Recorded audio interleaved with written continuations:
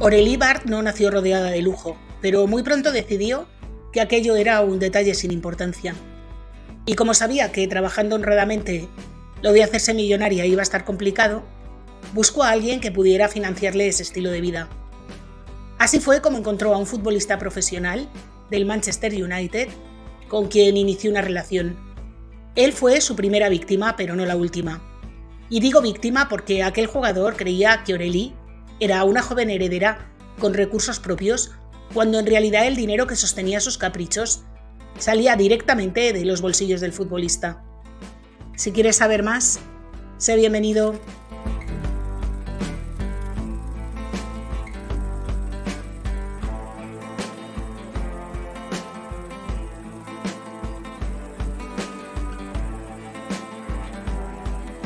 Hola a todos, yo soy Julia y hoy os traigo el caso de Aurélie Bard, una mujer francesa que logró estafar 100 millones de euros a una conocidísima empresa de moda sin apenas despeinarse.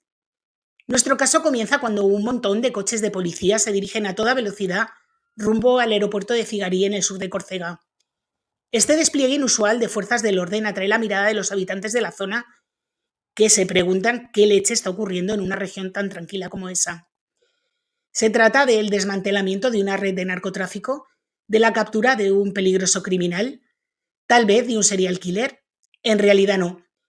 La razón por la que los policías se precipitan al aeropuerto es porque acaban de recibir la información que les permite localizar a su objetivo. Aurélie Bard, una joven arquitecta de interiores de 39 años que hace una breve escala en el aeropuerto para continuar su viaje por Europa. Bajo su apariencia de mujer de negocios a la que todo parece ir bien, Aurélie Bard esconde un secreto muy oscuro. Ha logrado estafar a grandes marcas como Culture y Kiabi y está detrás de uno de los mayores desvíos de fondos de la historia de Francia. Esta es la crónica de una increíble estafa que llevó a una joven contable de Burdeos a codearse con la élite de Miami.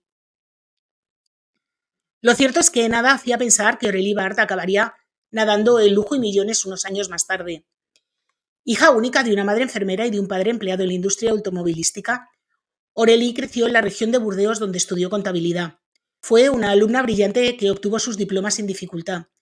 Y nada más acabar empezó a trabajar como alternance en una empresa que se llama Cultura como gestora contable. Alternance es una especie de beca que combina estudios y prácticas.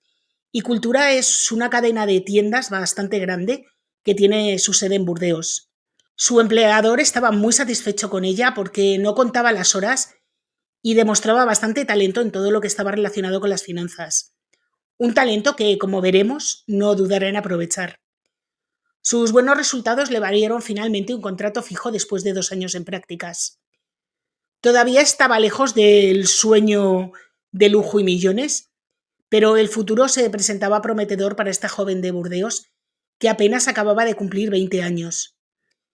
Sin embargo, Aurélie no soñaba con una vida ordinaria, y eso incluía también a sus relaciones de pareja. Aurélie siempre apuntaba más alto, y por supuesto solo le interesaba tener un novio si éste tenía la cartera bien llena. Así fue como conoció a un futbolista profesional.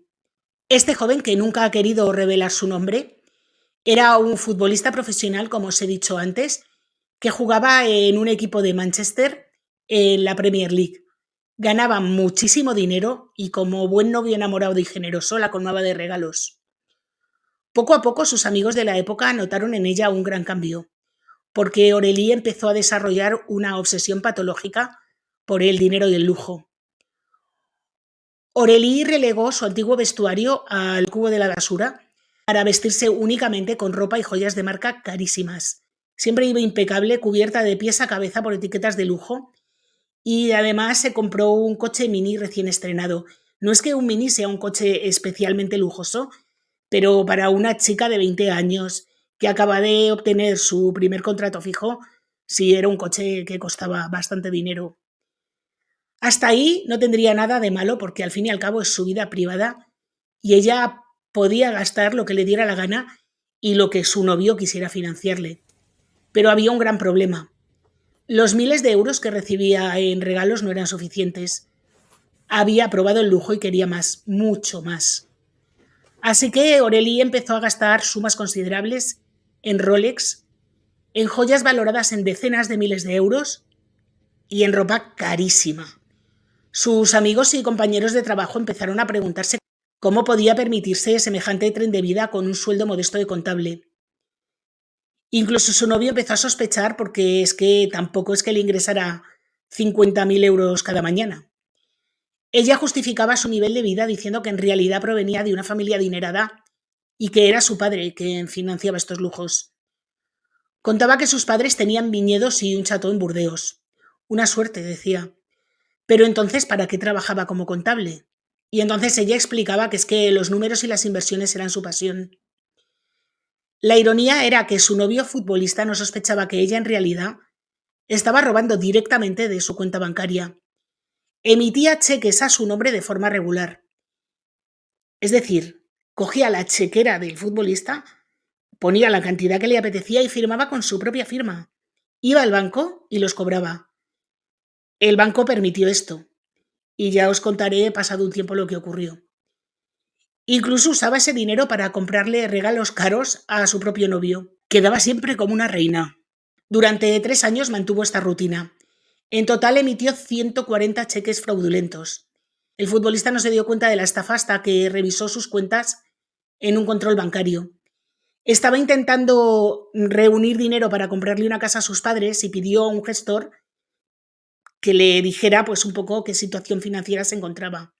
Y fue cuando se dio cuenta de que esta chica le había estafado.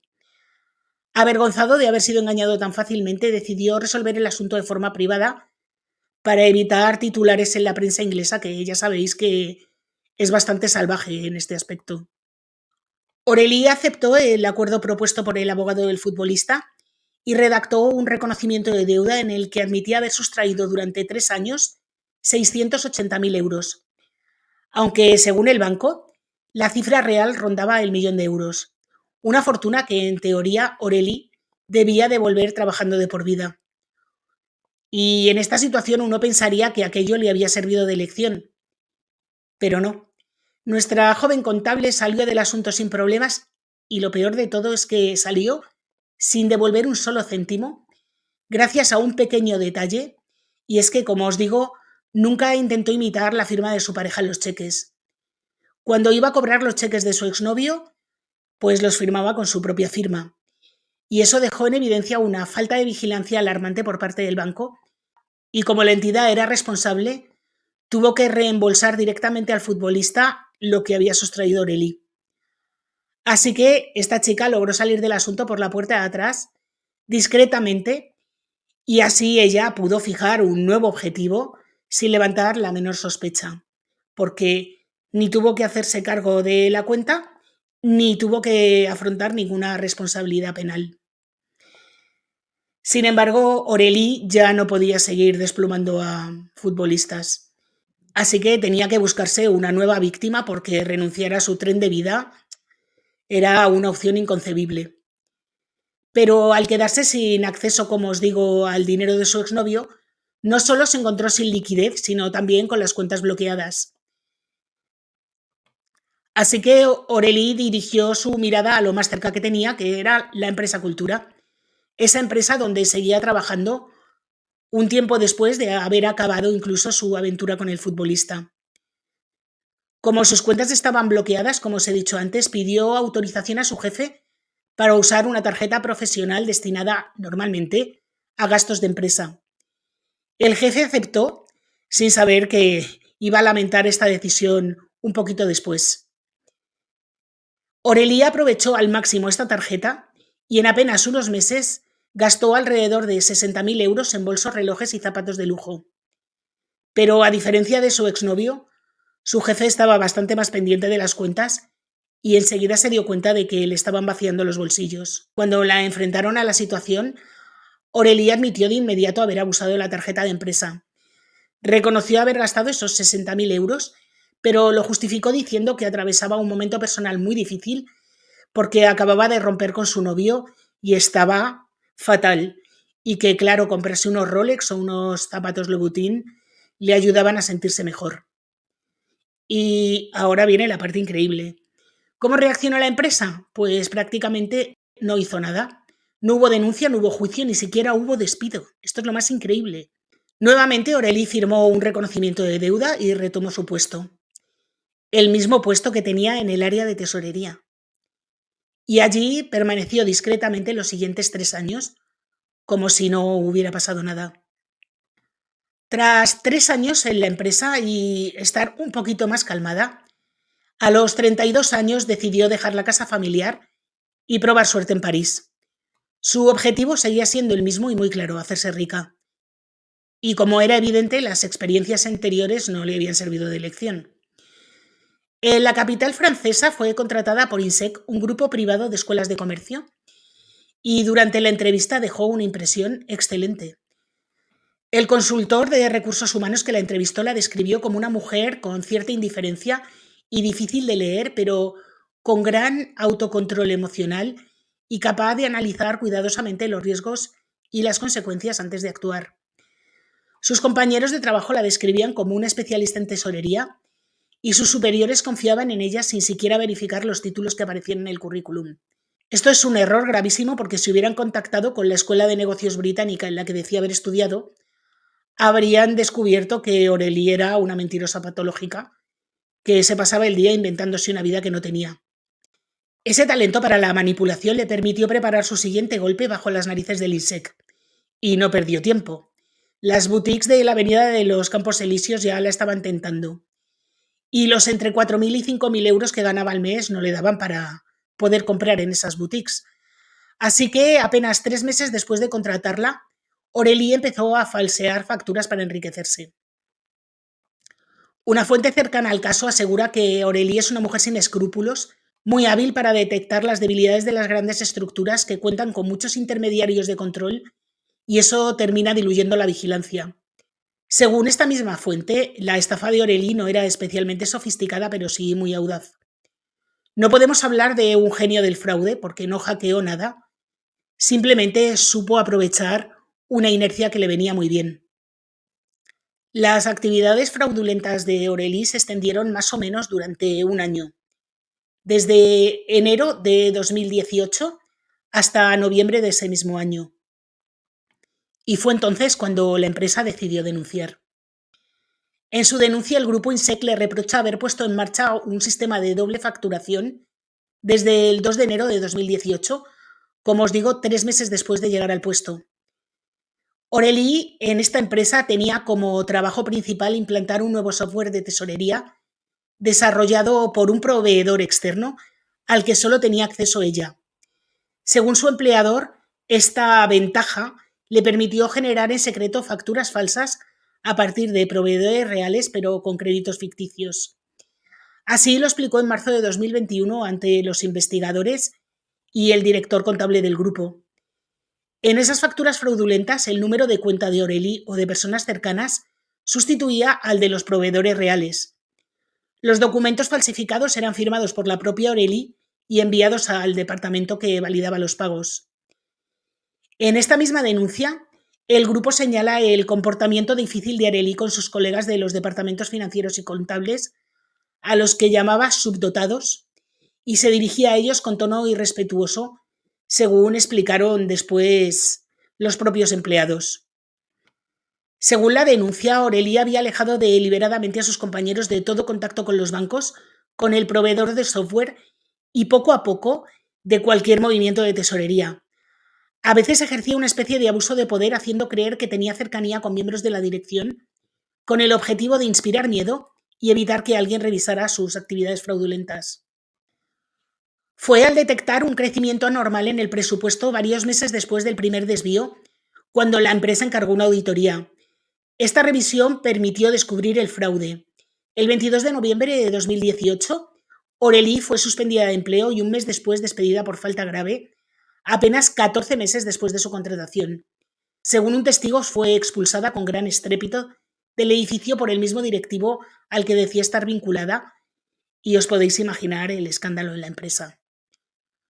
Durante un año entero, Aurélie tuvo tiempo para desviar 760.000 euros. Fiel a su estilo, Aurélie se reconoció culpable, pero tenía una excusa para ello, y es que su antiguo empleador, Cultura, le estaba exigiendo que pagara y devolviera aquellos 60.000 euros que ella misma había firmado y reconocido. Al llegar al INSEC todavía no había devuelto ese dinero y, según ella, esta presión le empujó a robar a su nuevo empleador para reembolsar la anterior. El argumento a mí me parece cuanto menos discutible, porque hay un detalle sobre todo que no cuadra, y es que a Cultura le debía 60.000 euros, pero a su siguiente empresa le robó 760.000. En su defensa, Aureli dijo que había perdido el control y que ella esperaba que la policía la detuviera antes de haber llegado a esta suma. ¿Cómo te quedas? Durante el tiempo que estuvo robando a la empresa, Aureli pasó sus vacaciones en Córcega en hoteles impresionantes, se compró no sé cuántos mil coches y un montón de ropa de marca. Aureli fue llevada a juicio y el 3 de julio de 2023 fue condenada a 2 años de prisión que estaban en suspenso. Sin embargo, entre su despido en 2018 y su condena en 2023, no se quedó de brazos cruzados. Consiguió que contrataran a la empresa que había creado con ayuda de su padre, que se llamaba APF Consulting, como asesora contable y financiera en el grupo Kiabi. Kiabi es una empresa de moda francesa muy, muy grande. Este nuevo empleo parece increíble si tenemos en cuenta su historial delictivo, pero en realidad, si nos fijamos, es todo un mal timing, porque Aureli fue despedida del INSEC en 2018.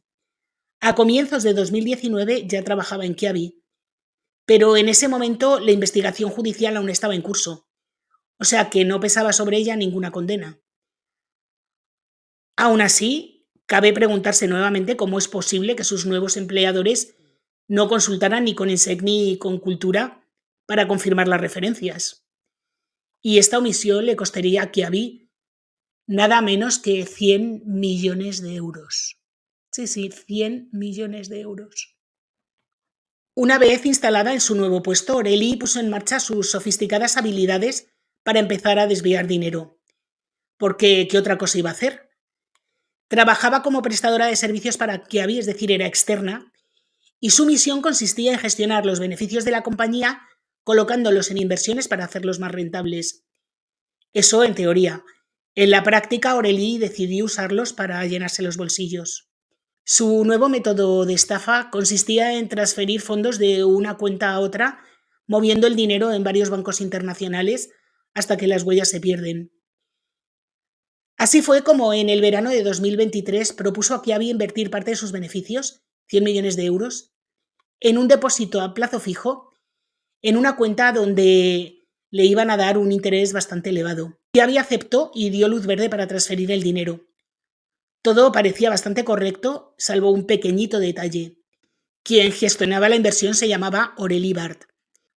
Lo que hizo Aureli, en vez de colocar el dinero en el depósito fijo prometido, fue utilizar la firma que la presidenta de Kiabi le había dado para mover el dinero a una cuenta a plazo fijo para transferir el dinero a una cuenta corriente del mismo banco, que era un banco alemán bastante pequeñito. Desde allí lo movió a otra cuenta en Turquía, agradeció a sus jefes la confianza, hizo las maletas y desapareció. Había dado el golpe de su vida, claro. Pero no os creáis que Aureli se metió en una cueva, ¿qué va? Se mudó a Miami, se rodeó de celebridades y empezó a codearse con la jet set americana. Ella sabía que no bastaba con ser millonaria para hacerse un nombre. Había que estar en el lugar adecuado en el momento preciso y dejarse ver. Y así fue como se la vio en cenas con personalidades, entre ellas la actriz Eva Longoria. Aureli, una francesa que parecía salida de la nada y se cubría de lujo de pies a cabeza, comenzó a hacerse un nombre en Florida, y allí se sentía como pez en el agua. Lanzó una empresa como decoradora de interiores con un currículum falso nuevamente, pero un currículum muy atractivo, donde se presentaba como experta con 10 años de experiencia en diseño de lujo y poseedora de títulos prestigiosísimos. Y para inaugurar la empresa montó una fiesta a todo trapo en Mykonos. Y allí se llevó a los invitados. O sea que crea una empresa en Miami y la inauguración la hace en Grecia. Y yo pienso que no debo tener mentalidad de millonaria, porque gastarse una pasta en llevarse a la gente hasta Mykonos es que no lo entiendo. Vosotros os preguntaréis que cómo es posible que la gente se dejara engañar por esta mujer, pero es que allí nadie conocía su pasado criminal y su nuevo entorno no sospechaba nada. Muy pronto Aurélie se convirtió en la favorita de las estrellas que confiaban en ella para redecorar sus mansiones. Su empresa llamada Hot Design se volvió prontísimo la más reputada y solicitada de Florida e incluso llegó a aparecer en la portada de la revista Palm Beach, donde aparecía con un vestido negro impresionante, posando en una escalera de mármol blanco. Y claro, con esto, ¿quién podría imaginarse que esta mujer era una estafadora? La flamante decoradora de interiores se muestra incluso junto a DJ Khaled en agosto de 2024, durante la inauguración del launch del artista que ella misma acababa de decorar. Podemos decir que la joven no se privó de nada desde su llegada a Estados Unidos. Quizá su inversión más impresionante fuera una casa valorada en 16 millones de euros en la exclusiva isla de Allison Island en Miami. Entre sus vecinos estaban Pitbull, Shakira o Sylvester Stallone. Mientras tanto, en Kiabi seguían ignorantes de lo que pasaba hasta que pasó un año.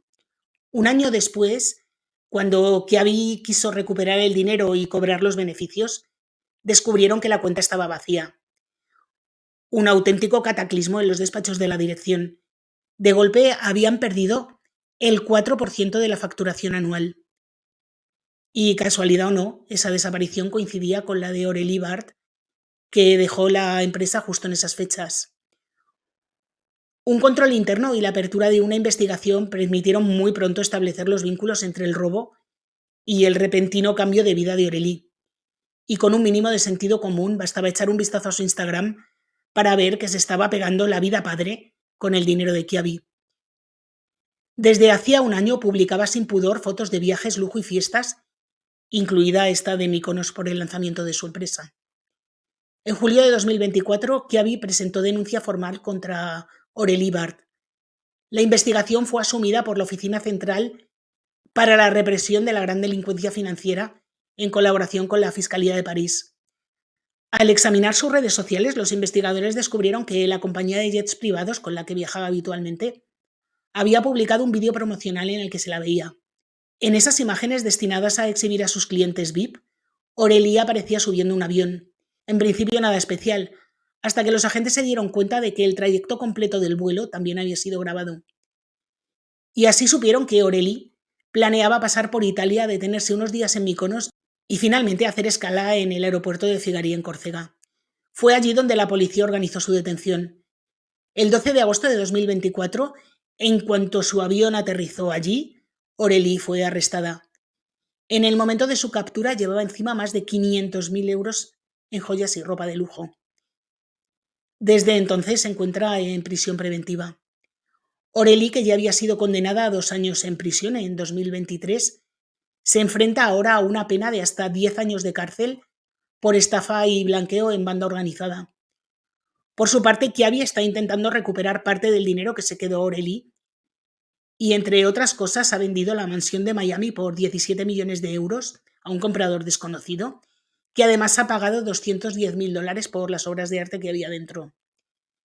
La casa tiene 600 metros cuadrados, fue construida en 2001 sobre un terreno de 1.500 metros cuadrados y cuenta con 6 dormitorios, 7 baños revestidos de mármol, piscina, ascensor, muelle, sala de cine, cocina de verano, cocina de invierno, claro, gimnasio y sauna. Cuando adquirió la casa en 2003 le costó $16,9 millones, 16 millones de euros, y gastó casi 3 en amueblarla y decorarla. Actualmente la investigación sigue abierta, con especial atención a la posible existencia de cómplices. Lo que está claro es que no hemos oído lo último sobre Aurélie Bart, porque Netflix y Amazon Prime ya han anunciado que trabajan para adaptar esta historia. Y la verdad es que no me extraña porque la historia es, en mi opinión, buenísima. Y supongo que todos tendréis una curiosidad tremenda por saber quién es el futbolista.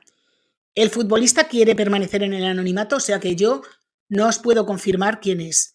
Solo os digo que si buscáis por las fechas del noviazgo un jugador de Burdeos que jugara en el Manchester United, lo vais a sacar igual que lo he sacado yo. Pero yo no puedo decir el nombre. Ni yo ni nadie. Y bueno, hasta aquí el caso de hoy, un caso que a mí me parece impresionante, Me parece que la tía tenía una cara dura increíble, o tiene, porque vete tú a saber si esta mujer cuando salga, que seguirá siendo bastante joven, no va a seguir con sus estafas, porque no tiene ninguna pinta de querer parar el tren de vida que llevaba. Así que bueno, ya sabremos de ella. El juicio de momento no tiene fecha porque la detención ha sido hace nada, o sea que calculadle más o menos 2 años hasta que salga la condena. Si me entero, os lo haré saber. Y bueno, ahora sí que sí, hasta aquí el caso de hoy. Si os ha gustado, por favor, dejadme un like, activar la campanita, comentar, compartir, decidme si lo conocíais. Y como subo vídeo todos los martes, hasta la semana que viene.